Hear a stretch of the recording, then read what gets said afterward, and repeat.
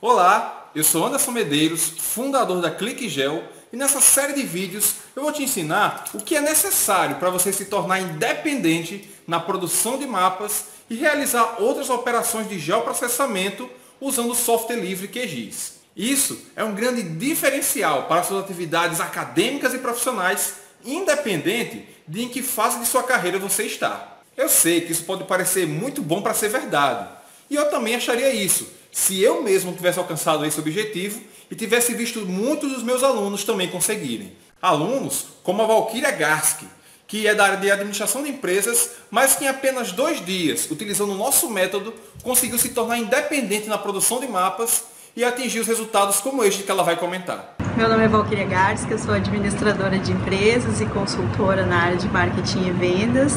Eu utilizo o geoprocessamento para fazer mapeamento para os meus clientes, cruzamento de dados de vendas das equipes, mostrar onde que estão as melhores e as piores performances. E já tinha tentado usar a ferramenta do QGIS sozinha, mas tive bastante dificuldade. O curso foi ótimo, tive a oportunidade de esclarecer minhas dúvidas e tenho certeza que agora eu vou conseguir manusear bem a ferramenta a partir daqui. Então agradeço pela didática, pelo material muito bom e recomendo. Mas eu preciso te contar que apesar de hoje eu conseguir esses resultados, nem sempre foi assim. Assim como você, eu tinha muita dificuldade em produzir meus próprios mapas, entender os conceitos técnicos envolvidos, bem como saber até como iniciar um projeto no software de SIG que eu estava utilizando. Deixa eu te contar mais detalhes sobre isso. Eu sou natural de João Pessoa, na Paraíba. Eu nasci em 1988. Quando eu era criança, eu sempre me interessei muito por mapas. Para você ter uma ideia, em vez de ficar desenhando os bonecos dos personagens dos desenhos animados, de super-heróis, por exemplo, eu ficava fazendo mapa. Ficava fazendo mapa dos cômodos da minha casa, bem como de como eu imaginava o mundo em minha volta. Bom, o tempo passou e eu entrei no curso de graduação que tinha tudo a ver com mapas. Na semana que eu fiz 17 anos, eu iniciei o curso superior em geoprocessamento no IFPB. Mas quando entrei no curso, eu acabei descobrindo que fazer um simples mapa não era tão simples assim como quando eu era criança. Eu descobri que envolvia certos conceitos que naquele momento pareciam complexos demais. Provavelmente você já passou por isso, ou até quem sabe ainda passa. Por exemplo, você entende realmente o que é um dado? Sabe a diferença entre o SAD69, WGS84, CIRS 2000 e sabe quando deve utilizar cada um deles? Você compreende bem a diferença entre os diferentes tipos de sistema de coordenadas? Sabe o que é uma zona ou fuso UTM? Sabe o que significa, por exemplo, uma escala ser dita grande ou pequena e quando elas são aplicáveis em determinados projetos? Tudo isso parecia confuso e complexo demais naquela situação. Esses assuntos causavam muita confusão na minha mente. E olha que quando eu entrei na universidade, pouco depois já começaram a aparecer algumas oportunidades para eu produzir mapas. Só que como eu não conhecia bem a fundo esses conceitos, eu acabava ficando frustrado, pois eu não conseguia elaborar um produto de qualidade. E assim acabava negando certas atividades, certos trabalhos que poderiam até me render algum dinheiro. Agora, eu quero mostrar para você, lá no meu computador, algumas explicações sobre por que é importante você saber o método correto para se tornar independente em produzir mapas. E claro, vamos ver alguns conceitos fundamentais que vão te ajudar nisso. Muito bem, vamos começar agora a nossa explicação sobre o que é necessário para alguém se tornar independente na produção de mapas e na realização de outras atividades do geoprocessamento, inclusive utilizando softwares livres.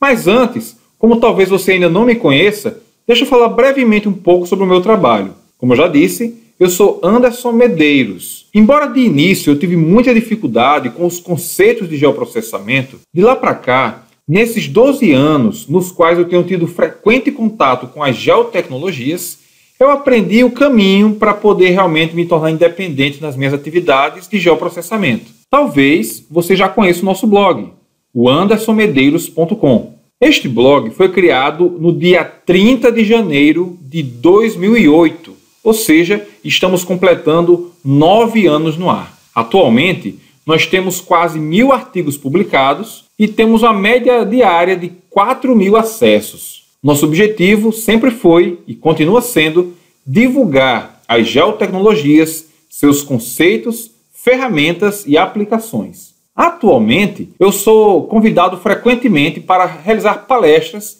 em vários estados do Brasil. Já fomos a quase 20 estados, em cidades como São Luís do Maranhão, Porto Alegre, Aracaju, em Sergipe, Belém do Pará, Teresina, no Piauí, Macapá, no Amapá, Recife, em Pernambuco, Brasília, Distrito Federal, entre vários outros locais. No ano passado, 2016, tive o privilégio de ficar entre os 3 finalistas do Prêmio de Profissional do Ano no setor de geoprocessamento. E mais recentemente, em maio de 2017, eu tive uma alegria ainda maior e pela qual sou muito grato. Eu fui o vencedor do Prêmio de Melhor Profissional do Ano no setor de geotecnologias. A premiação ocorreu durante o Mundo GeoConnect, um evento realizado em São Paulo. Bem, o vencedor dessa categoria, na área de geoinformação profissional do ano no setor, Anderson Medeiros, da ClickGeo.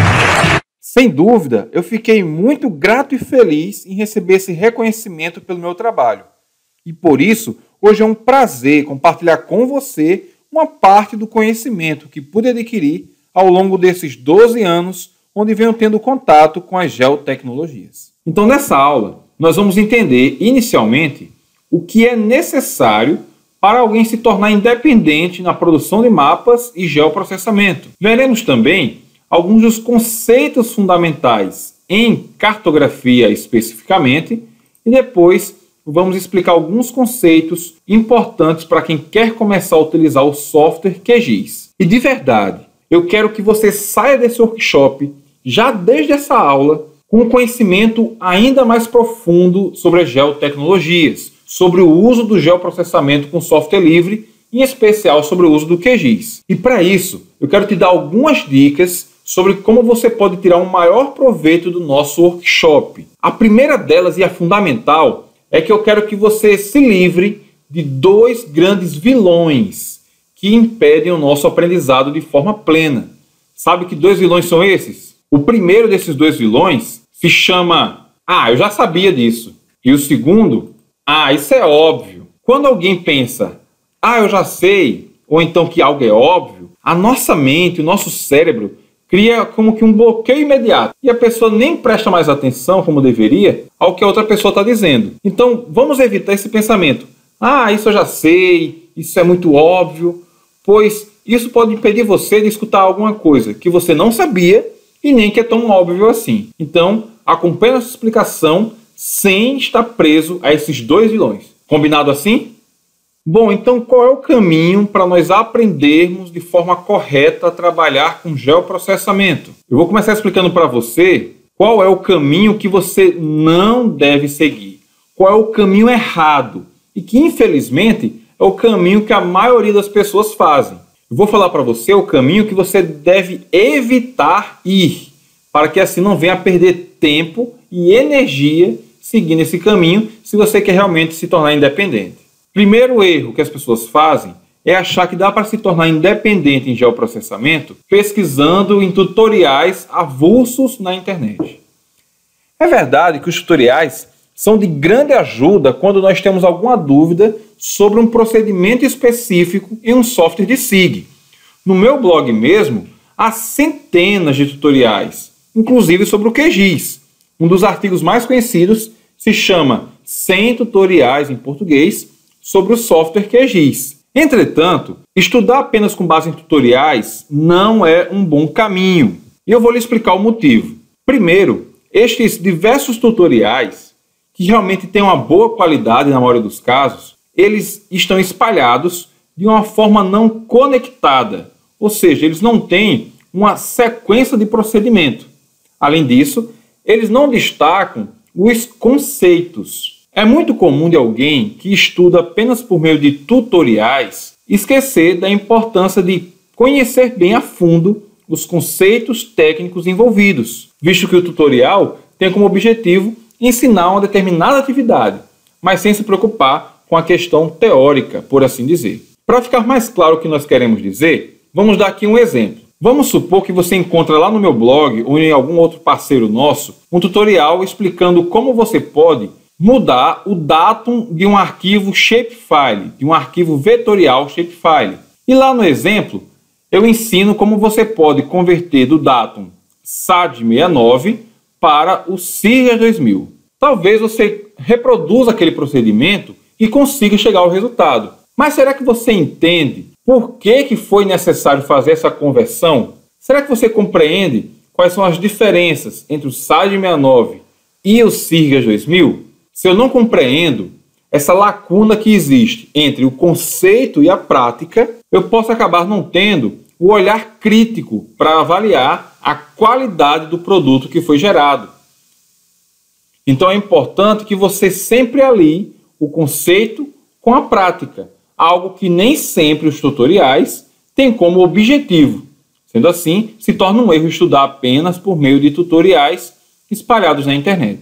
Vamos dar um outro exemplo para destacar esse ponto? Veja só esse mapa. Uma pessoa tentou fazer o mapa utilizando o QGIS para fazer uma representação da espacialização do Índice de Desenvolvimento Humano Municipal para o estado da Paraíba. E ele percebeu que lá no QGIS tem um recurso que nós vamos aprender mais para frente no nosso workshop, onde você pode classificar as diversas feições de uma camada de acordo com os valores da sua tabela de atributos. Neste exemplo, ele gerou um mapa do Índice de Desenvolvimento Humano Municipal, o IDHM, e ele gerou utilizando a configuração padrão do programa, que é para intervalos iguais. Ele dividiu as classes em intervalos de acordo com as configurações padrão do software. Mas será que essa representação é a mais adequada para o Índice de Desenvolvimento Humano? Então, um usuário que ele não está simplesmente seguindo um procedimento mecânico, ele iria olhar para esse mapa e perceber que o Índice de Desenvolvimento Humano ele não é representado simplesmente por você pegar os valores que constam na sua amostra de dados e dividir em intervalos iguais. Há outros critérios. Por exemplo,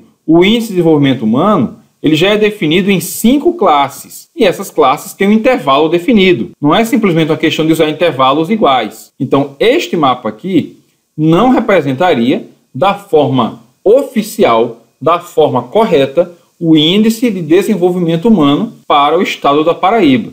Seria necessário reordenar esses intervalos para que assim se possa ter a interpretação verdadeira do que se está estudando. Bom, se não é o correto estudarmos através de tutoriais, pois isso pode tornar a pessoa um simples apertador de botão, então o que é fundamental para que eu possa me tornar independente na produção de mapas? Eu vou precisar seguir o caminho certo. E esse caminho certo, sem dúvida, envolve os conceitos. Não adianta querer fazer geoprocessamento de forma correta sem dominar os conceitos. Você até pode conseguir gerar um mapa sem saber os conceitos, mas a qualidade dele sempre vai ser duvidosa. E com certeza, se você está produzindo conteúdo acadêmico, ou mesmo se já é um profissional na sua área, você não quer ficar conhecido como alguém que produz produtos de baixa qualidade. Então, os conceitos são realmente fundamentais. Quais conceitos são esses? Eu vou citar aqui alguns dos principais deles. Dados geográficos, datum, sistema de coordenadas, projeções cartográficas, escala, códigos PSG e análise espacial. Estes são alguns dos conceitos mínimos que alguém precisa dominar para que realmente possa vir a trabalhar de forma correta com o geoprocessamento e na produção de mapas, consciente do que está fazendo e para que possa ter uma análise crítica do que está sendo desenvolvido. A partir de agora, eu vou apresentar para vocês 4 destes conceitos para que nós possamos depois, quando formos para a parte prática, aplicarmos eles no software QGIS. Nestas nossas explicações, nós queremos simplificar ao máximo. Nós queremos descomplicar os conceitos que, em geral, confundem a mente das pessoas. Então, vamos iniciar pelo conceito de sistema de referência. Nesse caso aqui, um sistema de referência cartográfico. Quando nós estamos trabalhando com algum tipo de mapeamento, estamos utilizando dados geográficos, nós vamos precisar atribuir a ele um sistema de referência. Esse sistema de referência, podemos dizer que ele é formado por duas componentes básicas. São elas o datum e o sistema de coordenadas. Então perceba, o nosso sistema, que é algo composto, ele é formado por duas informações que eu vou ter que fornecer: o datum e o sistema de coordenadas.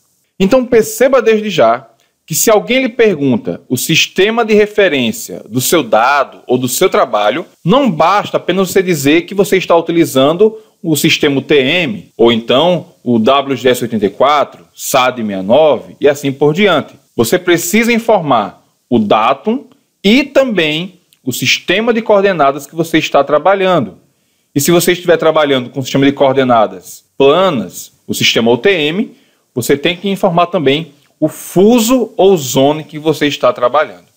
Vamos explicar em mais detalhes isso daqui para frente, mas grave bem o ponto dessa questão, de que o sistema de referência espacial, o sistema de referência cartográfico, ele é definido em especial por esses dois componentes, o datum e o sistema de coordenadas. Mas o que é esse tal de datum que tanto se fala? Quando nós falamos em datum, nós estamos falando de um modelo matemático teórico da representação da superfície da Terra ao nível do mar. Os estudiosos, em especial os cartógrafos, sempre procuram um modelo de representação que aproxime-se melhor à superfície da Terra. Esse modelo é chamado de datum. E existem diversos destes modelos, cada um com as suas características, mas sempre visando uma representação mais precisa, um modelo matemático mais preciso para a superfície da Terra ser representada. E um detalhe curioso, que às vezes passa despercebido até na nossa expressão, é de que o plural de datum não é datums, mas sim data, D-A-T-A. Então, quando nós falamos em SAD69, WGS84, SIRGAS 2000, que foram tão mencionados nas partes anteriores desta aula, nós estamos falando de um conjunto de data, ou seja, o plural de datum. Aqui no Brasil, nas décadas recentes, foram adotados, em diferentes períodos, os seguintes data: Córrego Alegre, WGS84, na sequência o SAD69 e atualmente nós temos o SIRGAS 2000. Sobre essa questão, é importante você saber desde já que o datum oficial do Brasil é o SIRGAS 2000. Isso quer dizer que todo produto cartográfico, todo mapeamento que é gerado, ele deve ser produzido utilizando o datum SIRGAS 2000. Mas talvez você se pergunte o seguinte: mas por que eu vejo então algumas pessoas utilizando durante o processo de produção do trabalho outro datum, talvez o WGS84 ou o SAD69?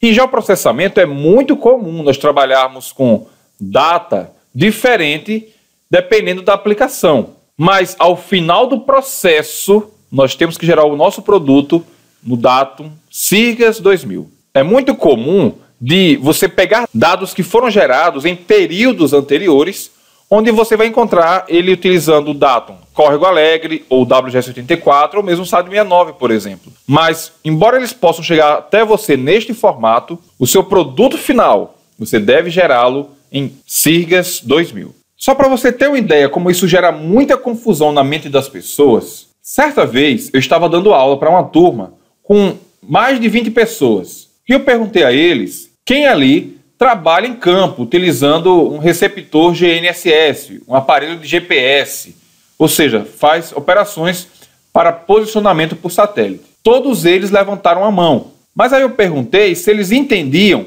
o que eram o WGS84, o SAD69, o SIRGAS 2000 e por que eles usavam um deles de forma específica no trabalho. Você acredita que todos na sala disseram que não tinham a noção do que estavam fazendo?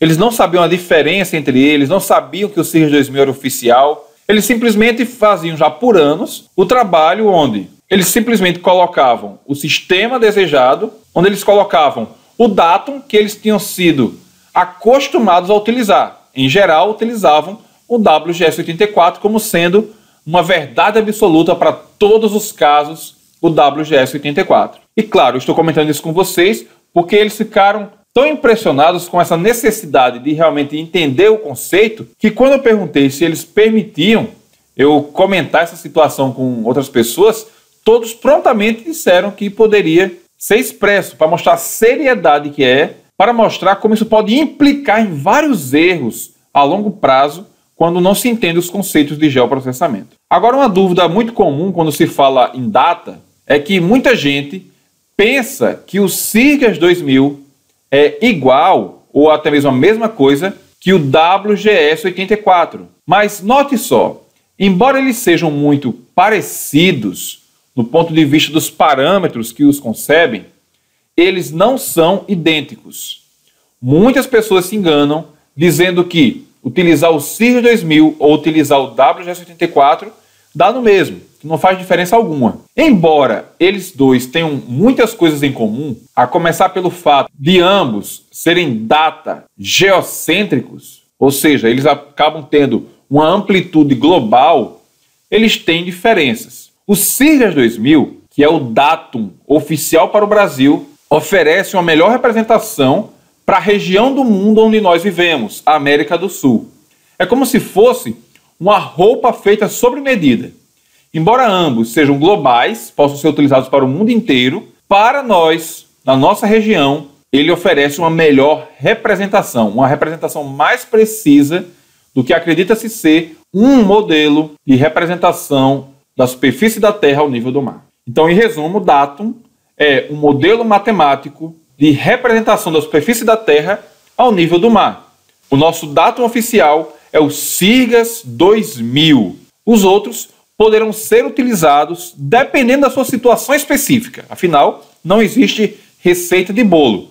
Mas, pela legislação, o produto cartográfico deve ser produzido utilizando o datum SIRGAS 2000. Nós falamos agora há pouco que o sistema de referência vai envolver o datum e o sistema de coordenadas. Então, o que é um sistema de coordenadas? O sistema de coordenadas vai ser uma forma de nós indicarmos onde aquele dado, onde aquela entidade está localizada sobre a Terra. Você diz, em um sistema de coordenadas, qual o valor da localização dela em relação ao globo terrestre. Provavelmente você lembra que na época da escola você estudou sobre plano cartesiano, onde lá nós tínhamos o eixo X, o eixo Y, onde você marcava os pontos de acordo com as suas coordenadas. Dito de forma simples, as coordenadas que nós utilizamos nos mapeamentos seguem o mesmo conceito. Só que aqui nós vamos dar destaque a dois tipos mais usuais de coordenadas. Nós temos as coordenadas planas e as coordenadas geográficas. Qual é a diferença entre elas? As coordenadas planas, elas são expressas em unidades métricas, ou seja, você vai encontrar coordenadas que estão ali expressas em valores de metro. A unidade seria o metro. Já as coordenadas geográficas, você vai encontrá-las ou no formato de grau decimal, ou então no popular grau, minuto e segundo, representando aí as latitudes e longitudes. Então, o sistema de coordenadas planas expressa as coordenadas em unidades métricas. Já as coordenadas geográficas em um sistema de coordenadas com base em latitude e longitude de grau decimal ou grau, minuto e segundo. Caso você tenha alguma dúvida sobre qualquer explicação que está sendo dada nessa aula, fique à vontade para deixar o seu comentário abaixo desse vídeo e eu terei o prazer de fazer o máximo para tirar todas as dúvidas que forem publicadas. Vamos passar agora então para os códigos EPSG. Você já ouviu essa sigla? EPSG? Talvez você tenha escutado uma outra sigla correspondente, que é a sigla SRC, Sistema de Referência de Coordenadas ou Sistema de Referência Cartográfico, dependendo do programa que você esteja trabalhando. Quando nós falamos em códigos EPSG, nós estamos falando de um código que foi nomeado como EPSG por conta do Grupo Europeu de Pesquisas de Petróleo, que por isso teve a sigla EPSG. Este Grupo Europeu de Pesquisas, ele catalogou diversas combinações possíveis para sistemas de referência cartográfica. De uma forma que, em vez de você ter que mencionar por extenso, que você está atualizando determinado datum e determinado sistema de coordenadas, e se for o caso, o fuso onde ele se encontra, você poderia mencionar apenas um código numérico, uma sequência de números que representa aquele sistema de referência. Então, por exemplo, em vez de você dizer que você está trabalhando utilizando o seu sistema com datum SIRGAS 2000 e o sistema de coordenadas planas UTM na zona 25 Sul, para o código EPSG, isso corresponde a 31.985. Isso aqui seria o código EPSG relacionado com aquele sistema que mencionamos. O SIRGAS 2000, sistema de coordenadas planas UTM, zona 25 Sul. Em vez de escrever tudo isso, nós representamos pelo código 31.985. Cada combinação tem um número diferente. Se você está trabalhando, por exemplo, com o sistema de coordenadas geográficas e está utilizando o datum SIRGAS 2000, já vai ser outro. Se você está trabalhando com o datum SAD69, por alguma razão, com o sistema de coordenadas planas na zona 22 Sul, você já vai utilizar também um outro código EPSG. Então, é importante nós sabermos lidar com esses códigos. Agora, como? Será que nós vamos precisar decorar? Não é necessário.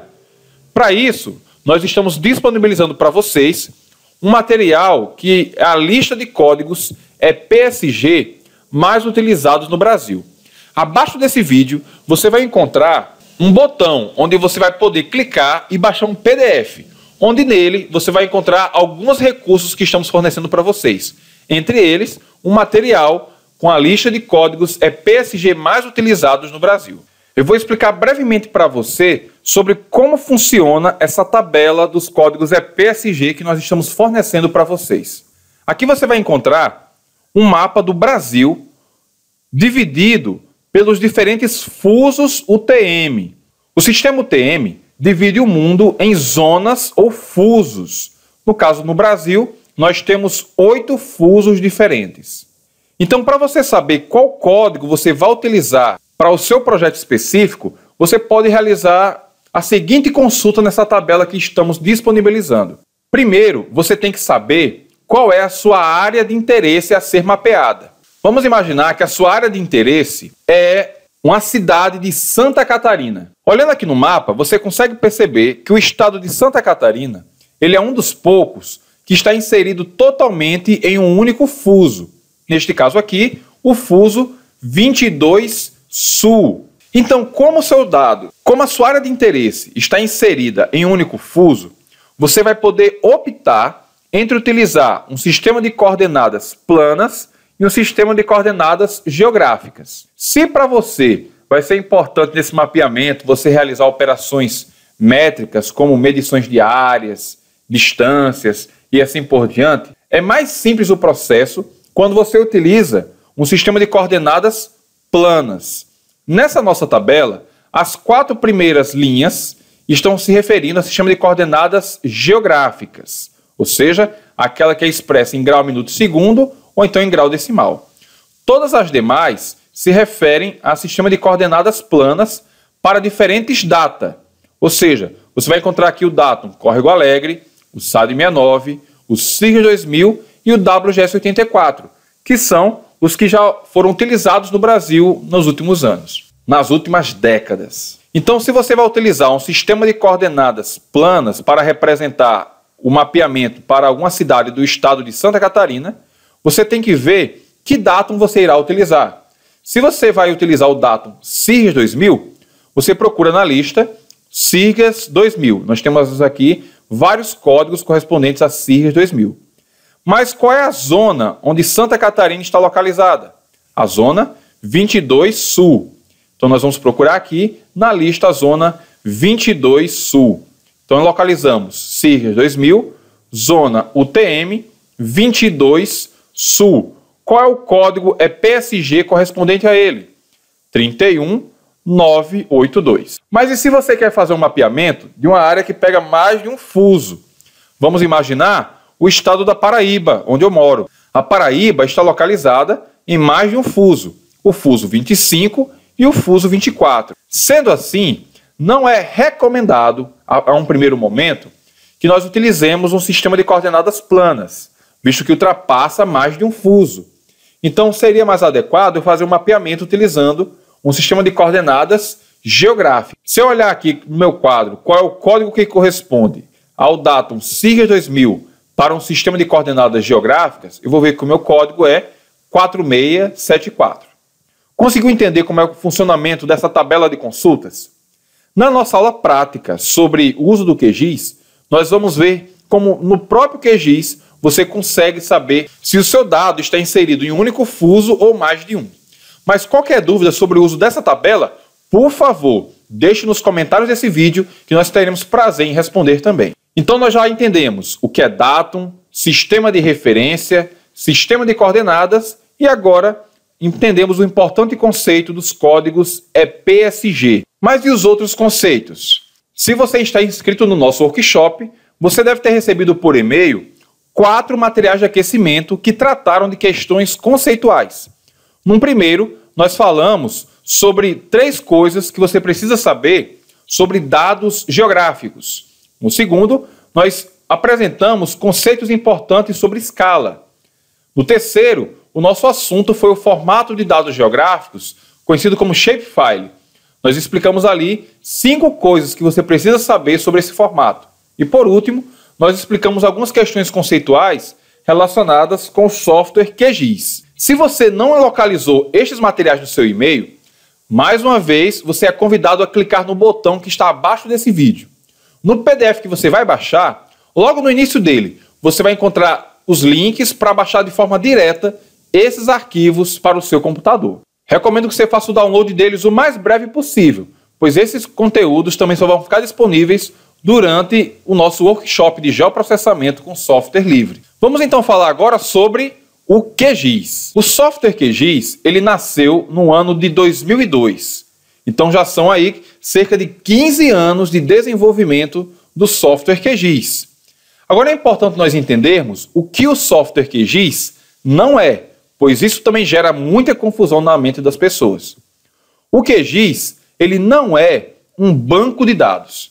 Eu já recebi muitos e-mails de pessoas que perguntam se o QGIS tem dados sobre hidrografia, sobre ferrovias, sobre localização de aeroportos e assim por diante.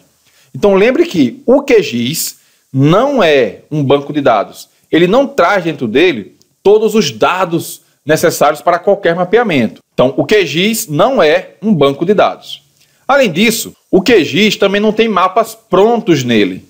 É muito comum também eu ver pessoas mandarem mensagens para mim ou então publicar em algum fórum perguntando se no QGIS tem determinado mapa pronto. Mas o QGIS ele também não tem uma coleção de mapas previamente preparada. E por fim, é importante sabermos que o QGIS também não é a mesma coisa que o ArcGIS. É uma dúvida comum. Eu já recebi também diversas mensagens onde as pessoas acham que o QGIS é a mesma coisa que o ArcGIS e não entendem bem a diferença. No caso do QGIS, ele é um software de geoprocessamento, ou seja, é um software que possui recursos não apenas para a geração de mapas. Veja, o mapa não é pronto, você vai gerar o mapa, bem como possui recursos para análise espacial. Você consegue perceber se há determinado padrão de distribuição espacial ao estudar um determinado fenômeno. O QGIS ele é um software livre, também chamado de open source. O que isso quer dizer? O QGIS é um software livre, vai bem além do fato dele ser um software gratuito. O QGIS ser um software livre envolve você ter liberdade para executar o programa, ou seja, utilizar os seus recursos, bem como estudar como ele funciona, ou seja, se você tem conhecimento em linguagem de programação, você vai poder acessar o código-fonte do QGIS para poder estudar como cada linha daquela contribui para o funcionamento do QGIS. O QGIS é um software livre, também significa que você terá liberdade para modificar o programa. Tendo conhecimento da linguagem de programação utilizada na construção do QGIS, você poderá criar novas funcionalidades, corrigir alguma falha que você descubra, enfim, fazer qualquer modificação para que o QGIS se torne ainda melhor, se assim você tiver interesse. E por fim, você tem a liberdade de distribuir o software. Você pode passar para os seus parceiros sem nenhum problema. Nesse caso, aplica-se a situação dele ser um software gratuito. Você pode usar ele em seus trabalhos, você pode usar ele para gerar o seu mapeamento da sua consultoria e assim por diante.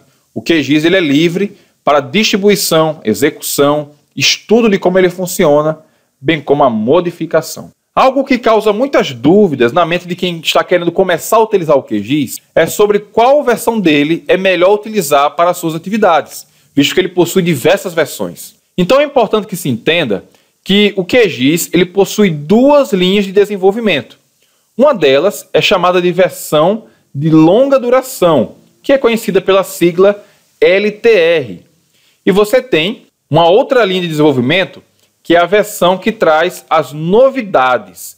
É uma série de versões que eles trazem as novidades que estão sendo preparadas para o programa. Como é que funciona esse tipo de recurso? Ou seja, essa versão com novidades é uma versão para testes. Ela não vai ser uma versão estável. O objetivo dela é que se testem as novidades para que se perceba o que pode ser consolidado para depois ser incluído em uma versão estável, de longa duração no QGIS. Dando exemplo com números de versões. No ano de 2015, em fevereiro de 2015, foi lançada a versão 2.8.0, ou seja, se iniciou a série 2.8 em fevereiro de 2015. Essa versão 2.8, naquela ocasião, em fevereiro de 2015, passou a ser a versão de longa duração, a versão estável. Por cerca de um ano, aquela versão ela somente recebia atualizações para correção de falhas.